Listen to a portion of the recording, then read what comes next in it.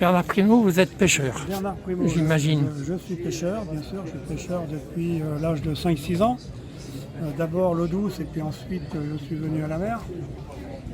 L'associatif m'a attiré, donc j'appartiens à la Fédération française des pêcheurs en mer. Une fédération qui a un peu plus de 60 ans, c'est exactement 61, et qui regroupe 10 000 pêcheurs.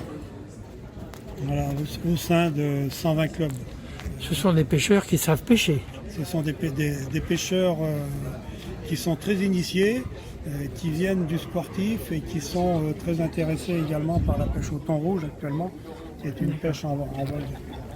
L'association s'appelle Femo Casting. Femo Casting parce qu'elle est hébergée dans une entreprise et l'entreprise s'appelle Femo, une entreprise de mécanique de précision à Rochefort. J'ai l'honneur d'être le créateur et le gérant. Voilà, donc on héberge cette association, le Femo Casting. Femo Casting, c'est aujourd'hui 125 licenciés, c'est une école de pêche. Ce sont des moniteurs agréés pour jeunesse et sport.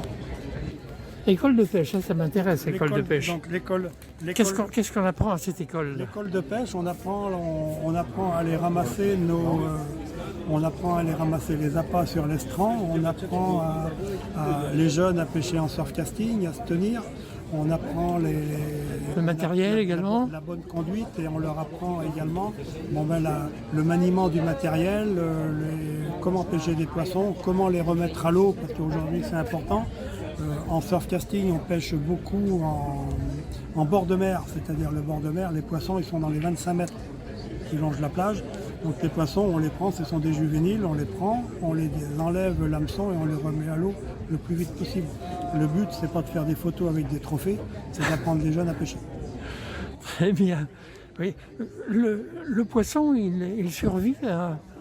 Les poissons, ils survivent. Lorsque l'hameçon est engamé trop loin, on coupe le fil. D'accord. Un hameçon, ça coûte 0,5 centimes d'euros, donc on n'est pas à sa près.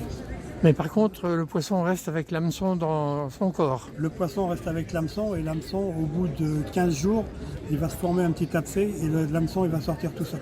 D'accord. Voilà, c'est pour ça qu'on ne pêche pas avec du matériel en inox, des hameçons en inox, parce que ça n'oxyde pas et ça peut pas, le poisson le garde à vie. Ah, j'aurais appris plein de choses déjà aujourd'hui. Ah, vous êtes pêcheur vous-même depuis longtemps, vous dites? Est-ce que vous mangez du poisson? Je suis pêcheur, je mange un peu de poisson. On se limite. Personnellement, je ramène les poissons que je ramène que des filets.